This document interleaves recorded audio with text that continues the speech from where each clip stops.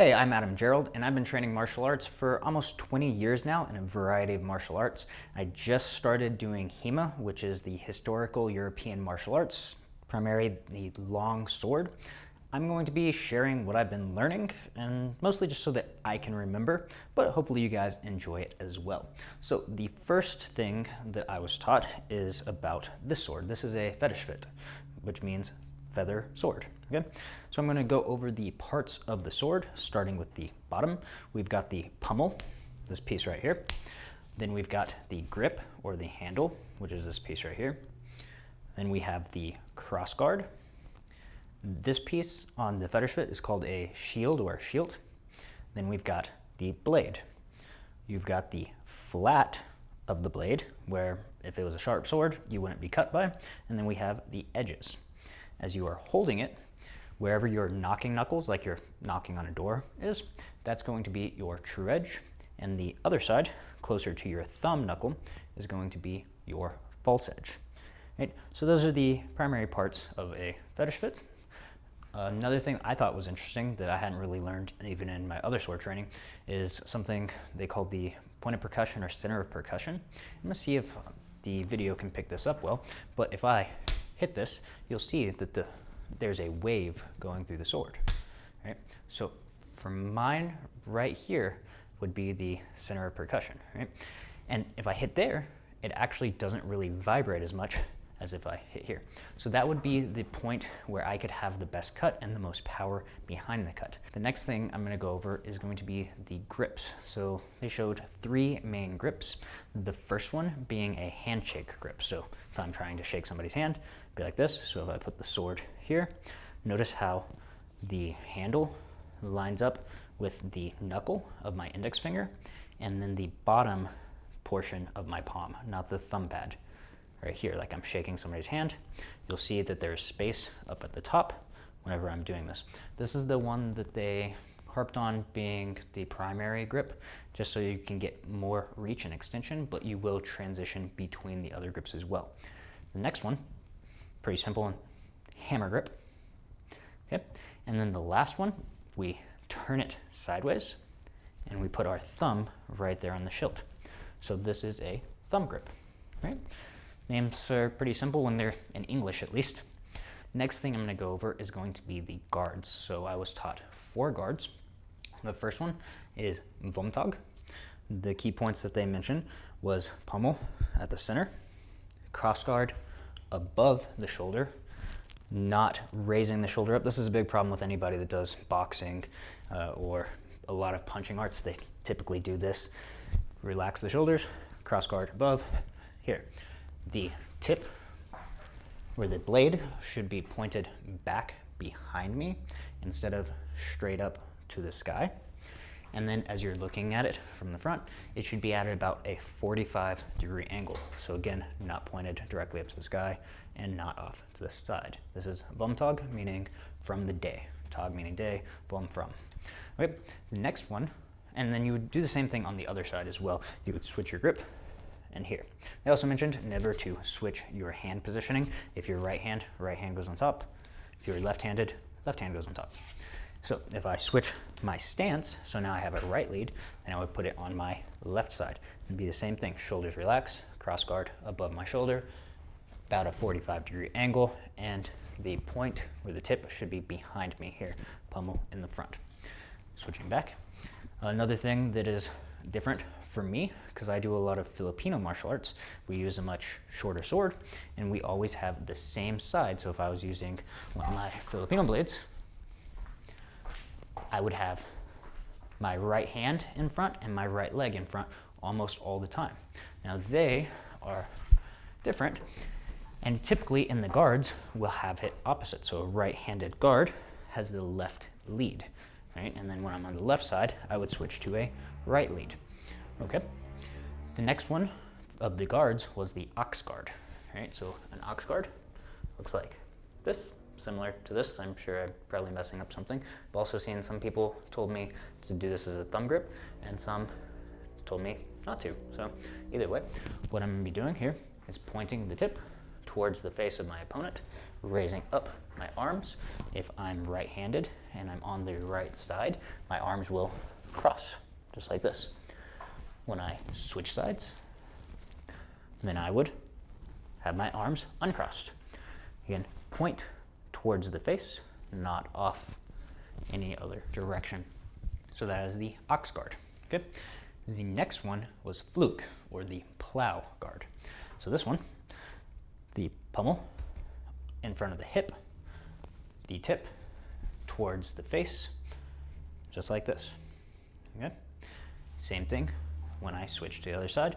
I've also seen this one on the opposite side, not on the same side, used as a thumb grip position. Now, again, I'm not very far into this, but it seems like those grips will change quite a bit, just depending on what you plan on doing next. Okay. After that, we had the elbow, which is the fool's guard, right, where we drop the tip down. Pommel still off to the side, point down. Same thing on the other side if I switch my lead. So those are the 4 guards that we went over in the introductory class.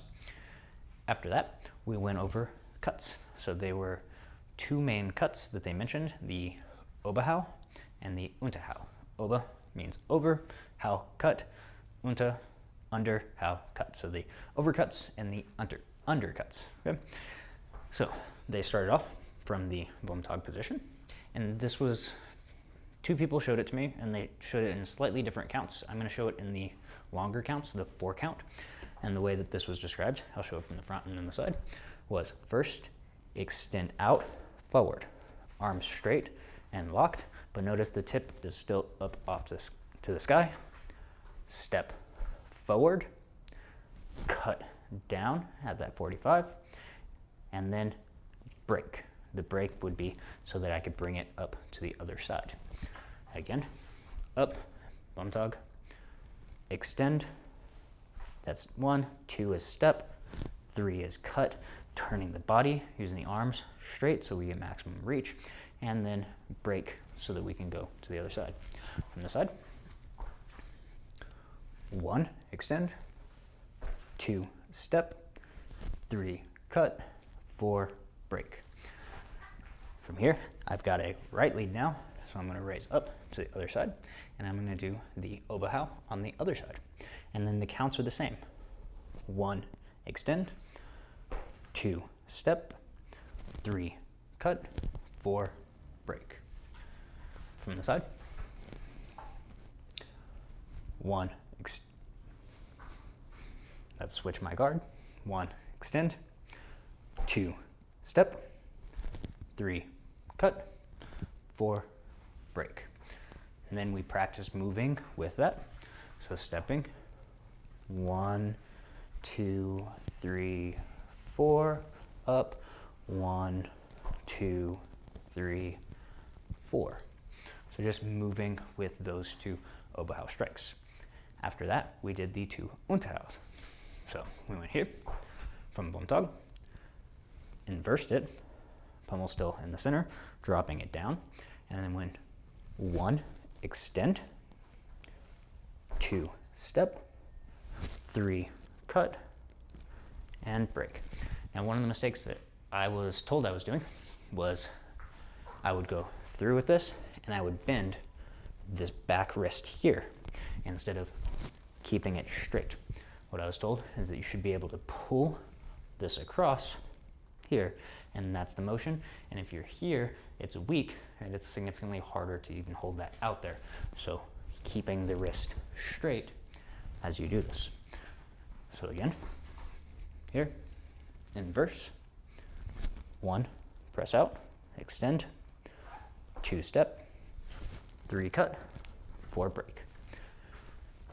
Other side, inverse, 1, extend, 2, step, 3, cut, 4, break. And then same thing, did that while moving.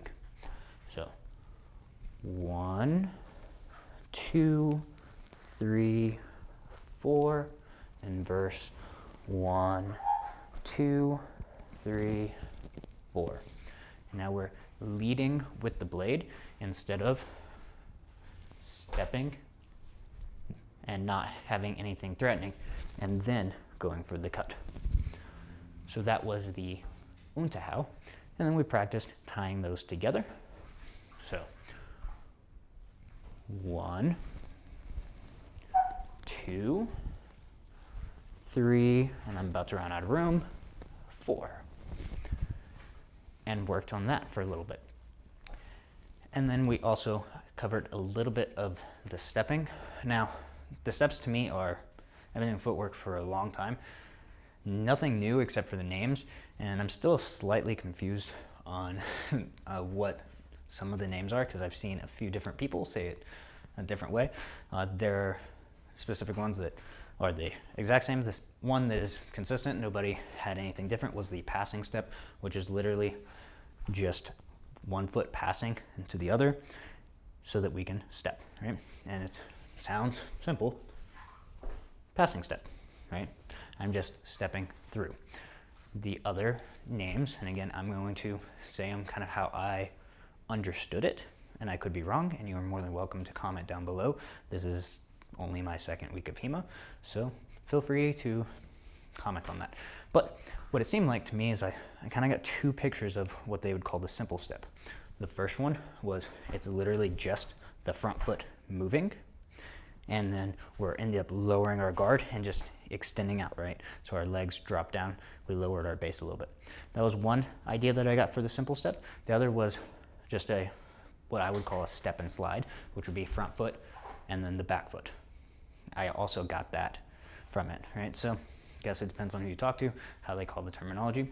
Then there's the gathering step, which was the back foot coming up, but I've also seen some stuff where the gathering step is also both feet moving, right?